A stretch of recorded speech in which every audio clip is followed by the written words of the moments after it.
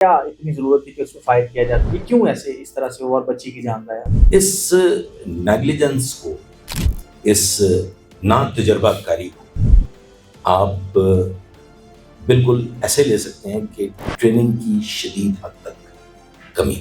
اب جو ٹیررسٹ کا معاملہ بہت بڑا سانحہ ہے، دل دہلا دینے والا سانحہ۔ سی ٹی ڈی نے یہ فیصلہ کیا کہ اپنے اس آفیسر کی قربانی نہیں دینی، محرر کھانا کھا کے واپس آ گیا۔ اچانک اس نے دیکھا کہ سی سی ڈی کا جو سینٹر ہے اس کے دیوار کے ساتھ ایک گاڑی کا بونٹ ہے جو نظر آ رہا ہے، وہاں پہ ایک خاتون ہے، ایک بچہ ہے، ایک بندہ ہے، وہ وہاں ڈکیتی ہو رہی ہے۔ سی سی ڈی کی طرف سے یہ ایک انتہائی پرومپٹ ایکشن۔ غلطی کہاں سٹارٹ ہوئی، کیوں فائر کیا گیا، آپ کو یہ کیسے یقین ہو گیا کہ اس گاڑی میں ڈاکو ہیں، اور کیا اس گاڑی نے آپ پہ فائر کیا؟ سیلف ڈیفense کب ہوتا ہے اور جب کب آپ فائر کرنا چاہیے، اور اگر فائر کرنا بھی ہے تو پہلا فائر جان لینے کے لیے ہونا چاہیے؟ یہ ایس او پی فالو کی جاتی ہے جب آپ کوئی کام پلاننگ کے تحت کرتے ہیں۔ معاملے کو اتنا جو ہے وہ سیریس لیا جا رہا ہے اور اس طرح سے 3 پریس کانفرنس کی گئی، ایسے پہلے کبھی آپ نے اپنی لائف میں دیکھا ہے؟ یہ بڑے جگرے کی بات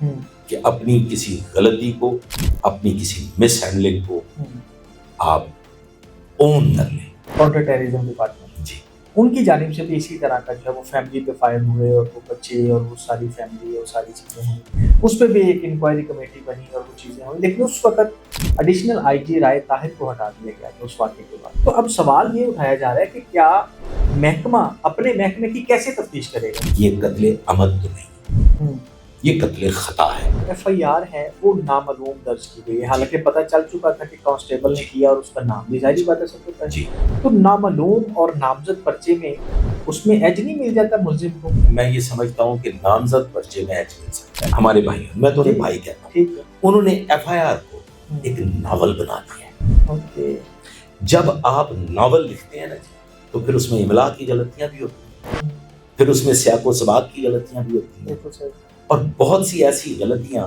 پھر دوسرے فریق کو، ملزم فریق کو فائدہ پہنچاتی ہیں۔ وہ فخر عدیل کیس کو بالکل ایسے، جی جی، بڑا ریپڈ ٹرائل ہوا ہے، آپ سرکمسٹینشل ایویڈنس کو نگیٹ نہیں کر سکتے، اور یہ نقاب پہنانے چھوڑ دیں۔ جب آپ یہ ایف آئی آر لانچ کرواتے ہیں کہ جی انہوں نے نقاب پہنے ہوئے تھے، تو پھر آپ اس ملزم کو سزا نہیں دلوا سکتے، کیونکہ آپ اس کو شناخت نہیں کر سکتے۔ کیونکہ آپ اسے شناخت